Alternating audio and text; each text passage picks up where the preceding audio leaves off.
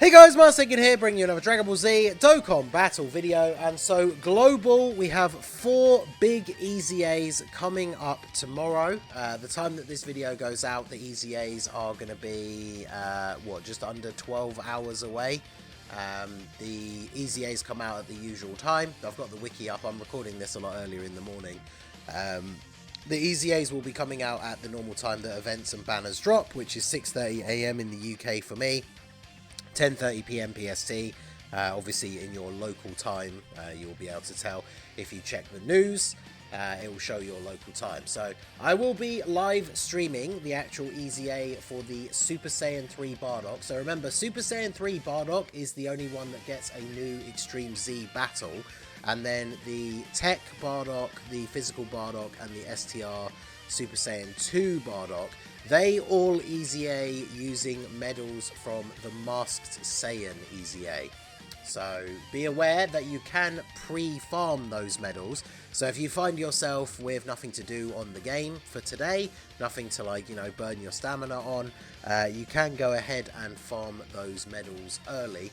You do need quite a lot. I'll show you the breakdown as we go through the units. But these EZAs are very, very good. Now, we'll start off with Super Saiyan 3 Bardock. He's the one that gets the Extreme Z battle. I made a team building guide for this guy when the EZA came out on JP. And I only ever remake the team building guides for global if there's been any sort of significant meta changes or new units have come out for the specific category. And the category that you need to use for the Super Saiyan 3 Bardock EZA is storied figures. No surprise, right? They usually do this where the main EZA of a celebration, you need to use the category of the new Dokkan Fest that's just come out. So obviously Bardock has storied figures as part of his lead, the Tech Bardock. So storied figures is the team that you need to use, but there hasn't really been any change. I had a quick look through the team building guide that I made when it came out on JP. So I'm not going to remake the team building guide. I will just put the link down below in the description. So if you want to go and check that out, like I say, even though I made it when the EZA came out on JP, the guide basically just is exactly the same, right? Because all of the same units are out on global and no new units have been released since then. So Super Saiyan 3 Bardock, I think he is super good. I think he was underrated by a lot of people when he came out on JP.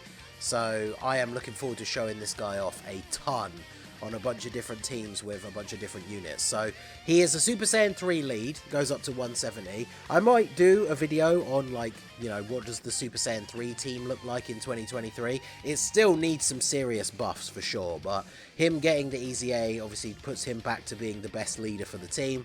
He also has Super Int as a sub lead for 120, so you could potentially throw a Super Int unit on the team.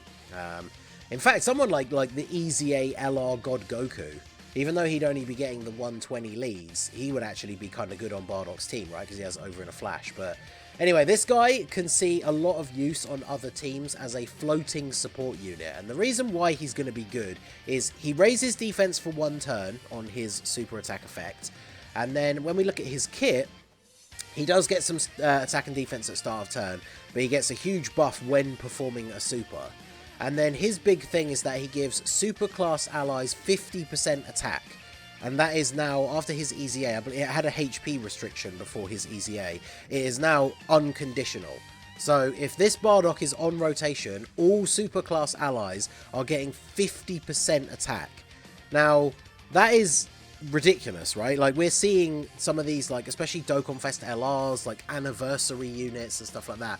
We're seeing these units put out 8, 9, 10 million attack stats. You throw a unit on rotation with them that's giving them 50% extra attack, and then yeah, they are going to be going crazy. And then the thing that helps him to kind of survive in these harder events, he gets a guaranteed additional super attack when there is a power beyond Super Saiyan ally attacking in the same turn. Now, that's really good, right? Imagine if they'd made that Super Saiyan 3 ally. This would have crippled this unit, right? Because how many actual meta relevant Super Saiyan 3 units are there? But power beyond Super Saiyan is literally every Super Saiyan 2, Super Saiyan 3, Super Saiyan God, Super Saiyan Blue, every single one of those characters, right? So units like the Gods, who lead Power Beyond Super Saiyan, he can go on their team. the Super Saiyan 3 team itself, obviously. And one of the things that's always been great about Bardock is he has over in a flash and prepared for battle. So he can be the bridge between a lot of these like Super Saiyan 3 or like God Goku with over in a flash, and then units that have prepared for battle.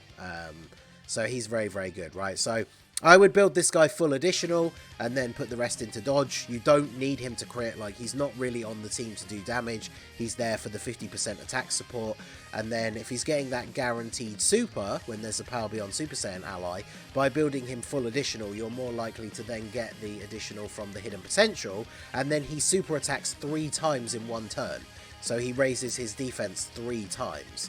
And then that's going to leave him at a pretty respectable defensive level. He also seals, which can be useful in some events.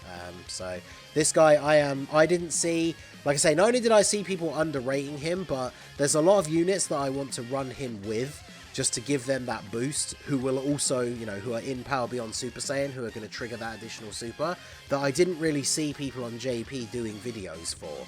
Like the one big one from the anniversary, I really wanted someone to show this guy off with the anniversary Super Saiyan 3 and Super Saiyan 2 Vegeta, because 50% attack extra for them, they're stacking their defense, getting a bunch of additional supers. You throw 50% attack support on top of that, they are going to be going crazy. And because they're a Super Saiyan 2 and a Super Saiyan 3, they're on Power Beyond Super Saiyan, so they trigger Bardock's condition. So that's something I'll be looking forward to doing when the anniversary comes to Global. But this guy, very, very good. The only thing that's a little bit bad about him, in a sense, is that because he needs a Power Beyond Super Saiyan ally, the new Tech Bardock, because he's leading Goku Family and Storied Figures, like there are no Storied Figures units that are on Power Beyond Super Saiyan as far as I'm aware. And then obviously Goku Family, there is a wide range of them. But if you're running Bardock specifically, like I like to run Tech Bardock on rotation because I actually like him as a unit, but that means that the rotations that I like to run him on and the units that I would put in slot 1 in front of him, like not many of them are Power Beyond Super Saiyan. You can run God Goku on that team, obviously, the Tech one, if you're against a movie boss or pure Saiyan enemy. He's going to be a really good rotation. Like when I showcase this guy, I'll probably have him on a team where God Goku's in slot 1 and then he is in slot 2. Because unfortunately, I think Tech Bardock is... I'll have to double check, but I think Tech Bardock is one of the only units that gives him a 200% lead. Actually, he is on Powerful Comeback, so he's on Carnival Goku, Tech Carnival Goku's team, but obviously Tech Carnival Goku is only a Super Saiyan 1. So you do really want to run him with a Power Beyond Super Saiyan ally, but even if you don't, like 50% attack is really, really good. So next up we have the Super Saiyan Bardock. So these are the 3 EZAs that you can do that you need the Masked Saiyan medals. If we look down here at the bottom, in fact, let me bring up the medals on their own separate page, because the it doesn't give the full totals here. I mean, gold you need 12, rainbow you need 12, so obviously that's 36, right? Silver I think it's 20, and then bronze, and that is 12 as well per character. I thought there was a actual medal breakdown tab on here. Maybe it's in the actual Extreme Z Battle page. I think it is in the Extreme Z Battle page, actually. Extreme Z Battle, medal breakdown. There we go, medal sum up. So yeah, there you go. These are the medals that you need if you want to do the 3 EZAs. So yeah, it's 12, 20, 12, 12 for each of them. So that's 36 bronze, 60 silver, 36 gold, and 36 rainbow that you need to EZA these 3 Bardocks. And like I say, this EZA is available currently on Global, the Masked Saiyan one. So like I say, get these pre-farmed. I've done all of these already. So as soon as this comes out, I'll be able to EZA these guys. And the thing is, I will say, because these guys are all on storied figures, if you EZA them, it's going to make doing the EZA for Super Saiyan 3 Bardock easier, because storied figures is the weakness. So you throw on characters like this guy, who's going to have type advantage, as well as giving a bunch of support, and then you're going to be looking really, really good. So looking at the units themselves, so Tech Bardock, I think he is worse than the physical one, only because he doesn't support. And units that don't support, they kind of, you want them to be like a main rotation unit, right? You know, you can have floaty. I personally like to build my team where all of the floaters are supports. And And if a unit is just kind of there as a straight up like damage dealer, like they don't always make the best third slot floating units. Now this guy raises attack and defense for 1 turn, he seals, he changes STR orbs to tech, then he gets start of turn attack and defense, he gets an additional 30% attack and defense per tech orb, he gets an additional 18% if it's a non-tech orb. He has a medium chance to launch an additional super if you pick up 3 orbs, 50% extra attack, and a guaranteed crit if you pick up 8 orbs. Now, this is the reason why I don't think he's particularly good if you're not using him as a main rotation unit, because orb changes, if you're floating them, like say he changes a huge amount of the orb field into tech, you're probably going to end up picking those up with your slot 1 or slot 2 units, right? Especially if you get bad orb RNG with the rest of the field. Like say you have your units in slot 1 and 2, they need 3 key, and then you can only pick up like 1 orb of a different colour, or you have to pick up all of the tech orbs. It means you have to pick up all of the tech orbs or they can't super, and then when it gets to this guy in slot 3, all of the tech orbs are gone. So him being on main rotation, like I imagine when we do the showcase for him, where I keep him on main rotation and we try and see what kind of numbers we can get, I imagine he's going to look really good, especially when we are picking up a lot of these tech orbs. But I just don't know how he fits into, like he's not good enough to run on main rotation on a lot of the teams that he's on. And so then if you're floating him in slot 3, you're potentially going to miss out on picking up that huge amount of key orbs. The one really good thing, though, is the fact that he changes a specific typing. So if he's on the next turn, you know you can try and leave as many STR orbs as possible, and then he's going to change them all into tech, right? So it is good that you can plan. I do like that more than just the random orb changing. But unfortunately, whilst you can run same name units, obviously, this guy shares the same name. He's just a Super Saiyan 1 Bardock with the physical one, and the physical one I think is going to be a lot better. Now, the physical one does have a bit of a weird design, so he greatly raises defense on his super attack, which is good. Seals the enemy. He gets 318% defense at the start of the turn, and then gets his attack on super. That is good because it means if you have to, you can put him in slot 1 because he has all his defense at the start of the turn. He gives all allies 2 key, attack and defense 30%. Then he guards within the same turn after receiving an attack and gets an extra 30% defense when guard is activated. Now, the problem is with the way this works is he guards after receiving an attack. So the first hit he takes of the turn, he just takes that hit normally as a straight up hit, and then guard activates. So if you're up against like an STR enemy specifically, that first attack is potentially still going to do a lot of damage, especially if like you're in slot 1 and you haven't supered yet. And then of course if that first attack happens to be a super, then Bardock potentially dies, right?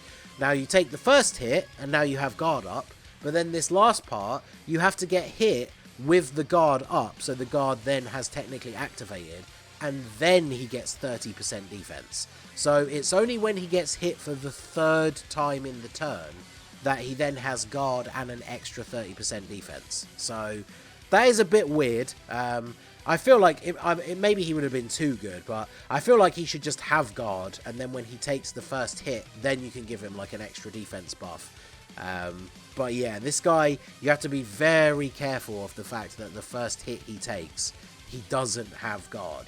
Now, if you're using him as a slot 3 floating support unit, which is where I think his value probably comes in the most, 2 key, 30% attack and defense. He's greatly raising defense on the super, so if he gets an additional massive defense raise overall, and then, you know, as long as that first hit isn't a super, he's then got his guard, and then he should be looking pretty good. And that's the thing, all of these Bardocks are on powerful comeback. Some of these teams, Revenge especially, Exploding Rage, a lot of these teams desperately needed good support units because they didn't really have any up until these Bardock EZA's. So, like, powerful comeback, it's always been one of my biggest gripes with the Tech Carnival Goku team, that I didn't feel like his team had good support units that you could run. Because that team is kind of limited, right? Now, these Bardocks all being on that team, they are a huge buff for the powerful comeback team. So, very, very good. And then we have Super Saiyan 2 Bardock. So he's uniquely named. Obviously, again, we can use same name units in events that aren't EZA's, but you just have to be aware of it for like team building and rotations because they can't link. So he gets Key 3, attack and defense 180, additional defense 50 with each super attack performed up to 180. So once you've super attacked 4 times, he has an extra 180% defense. He gets an additional attack that has a medium chance of becoming a super, and then another additional attack that has a high chance of becoming a super if there's another Super Saiyan 2 or a Super Saiyan 3 ally attacking in the same turn, and he gives all allies 30% attack. So obviously that part of his passive, bit more limited than the Super Saiyan 3 Bardock because it's specifically Super Saiyan 2 or Super Saiyan 3. But, like, Super Saiyan 2 has needed better support units for a while, so this guy will become, like, an auto-run on the Super Saiyan 2 team, as much as that team is kind of in the mud, but I've always liked the Super Saiyan 2 and the Super Saiyan 3 teams. So this guy as the support, pretty good, getting the medium chance to do another super, then a high chance to do a third super if you have that category ally, and then of course the hidden potential can come in as well. So on the God RNG turn, he can super attack 4 times. That would give him his full defense buff straight away, which obviously would be very good.